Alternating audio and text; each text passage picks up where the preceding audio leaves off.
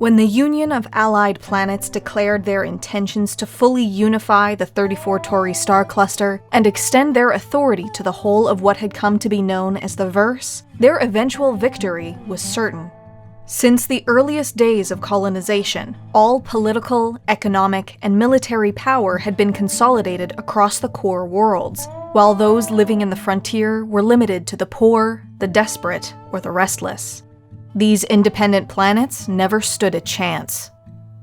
While every survivor of the Earth that was could have made a life for themselves on one of the core worlds, the frontier spirit of humanity could not be confined. Pioneers abandoned the crowded cities of Xenon or Londinium in search of greener pastures, or to simply live their lives in a place free of the overriding hand of civilization. In the newly terraformed worlds of the Rim, these settlers had been given that opportunity. They converted whatever spaceships they had been able to afford into homes and then towns. They worked the land and claimed it for their own. It was not an easy existence. Many of the outer planets had developed unique quirks due to the substandard methods of their terraforming, and disease and hardship were rampant. Whether it was the brutal conditions across the Rim that moved the Alliance to intervene, or their simple desire to exert control across the whole of humanity, the resulting conflict was devastating. The Alliance had anticipated the Outer Rim would welcome their regime with open arms, as had been the case across the central planets, but the frontier had been built on the principle of self-reliance and self-governance. Every world had its own set of laws that met their unique needs, while their people had come to regard the Union of Allied Planets as unnecessary, undesirable, and harmful. Together, the frontier worlds united under a loose confederacy.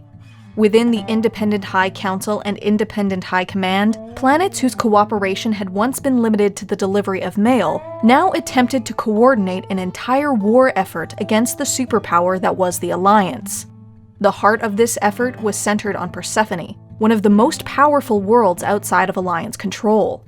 Together with Shadow, Hera, and a scattered few other moons and planets, the Outer Rim assembled a volunteer army and attempted to resist annexation by the Alliance.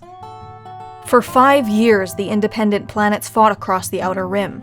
Their soldiers acquired a tenacious reputation, resisting with a fanatic devotion even against hopeless odds. Terrible fighting in Dukang, Sturgis, and New Kashmir tested the resolve of the Alliance, but their manpower and resources could not be overcome. The Independents held their final stand in the Battle of Serenity Valley on Hera. They lasted almost 2 months before Independent High Command surrendered, though many soldiers refused to yield for weeks after that.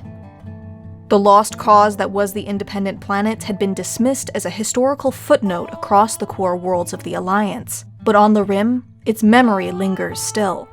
Scarred remnants of the war can still be found across the frontier, while the world of Shadow remains uninhabitable to this day. No one has forgotten what the Alliance did during the war, and few have forgiven. Many await a day when those who resisted the spread of civilization might once more wear the brown overcoats of the independent army, and the cry of freedom will roar across the stars.